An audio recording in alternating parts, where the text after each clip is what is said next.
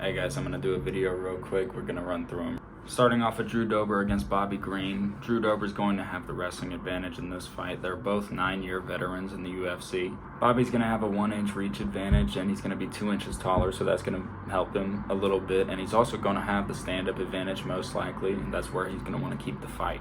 But as for Drew Dober, I feel like he's going to be able to get the takedown and probably do whatever he wants with Bobby Green. Now, Bobby Green does have a purple belt in jiu-jitsu, but Drew Dober seems to have the wrestling advantage from what I've seen from the fights, and he is probably going to prefer to take a fight to the ground, so I'm going to go with Drew Dober in this fight.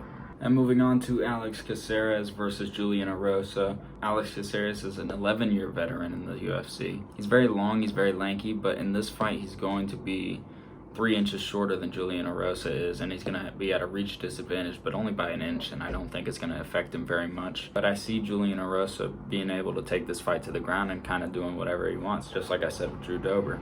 You know, we've seen more often than not, that's kind of how Alex Caceres loses his fights, as he gets out-grappled and out-wrestled. And I see Julian being able to do that, so I'm going to take Julian Erosa in this fight. Now we're going to get a little deeper on the next three.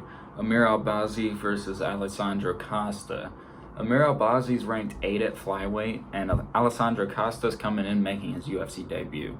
So this is a really good entry into the UFC for this guy. But from what I've seen, he may have the ground advantage, just slightly though. I definitely think Amir is the more well-rounded fighter and will most likely have the stand-up advantage. And from what I've seen of the highlights, Alessandro seems to be the more reserved kind of fighter, kind of patient more, while Albazi has no problem with rushing forward and going for the finish. So far he's got 2 subs in the UFC, and he's got 9 total subs on his record, while Alessandro Costa has 6 total subs on his record. I think if the fight goes to the ground, we're going to see a pretty close grappling match. But on the feet is where I think Amir Albazi is going to have the advantage. And overall, I just see him being the more well-rounded fighter, and I think he'll be able to handle himself against Costa.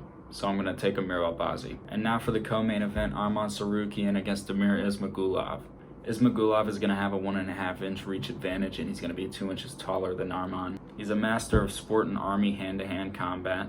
All 5 of his wins in the UFC have been by decision, including Joel Alvarez and Thiago Moises. And most of his finishes on his record are by TKO. And I think he's probably going to be the more aggressive fighter and look to push the pace a bit more, but Arman Tsarukyan is a very well-rounded fighter, and if y'all remember his last time out, he fought Mateusz Gamrot and had a very good fight of the night performance against Mateusz Gamrot, but came up short by decision.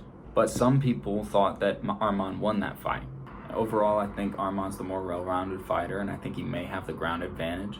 And from what I've seen from Damir, like I've said, it seems he likes to push the pressure, and I feel like Arman's going to be able to capitalize that off of a mistake or a slip-up or something like that. So for this fight, I'm going to be taking Arman Tsarukyan. And now for the main event, Jared Cannonier against Sean Strickland. Sean is ranked number 7 at middleweight. Jared is ranked number 3 at middleweight.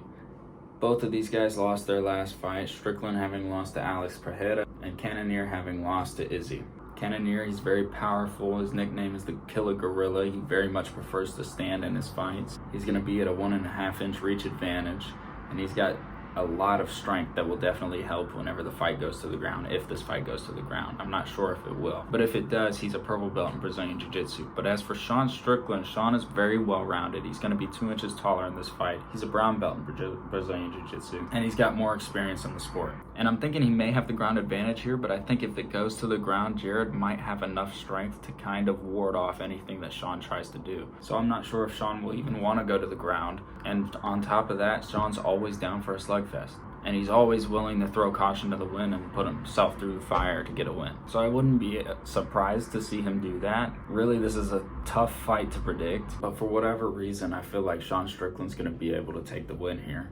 And really, this is such a hard fight to predict. I honestly can't think of much reasoning for it, aside from the fact that Sean has more experience and he's more well-rounded. You know, Jared Cannonier definitely has the ability to be good everywhere in this fight, but I don't know, I just feel like Sean Strickland's gonna win it. So I'm gonna take Sean Strickland in this fight. So to recap, I'll be taking Drew Dober, Alex Caceres, Amir Albazi, Arman Tsarukyan, and Sean Strickland. And that's all I got for y'all. So hit like, subscribe, and all that.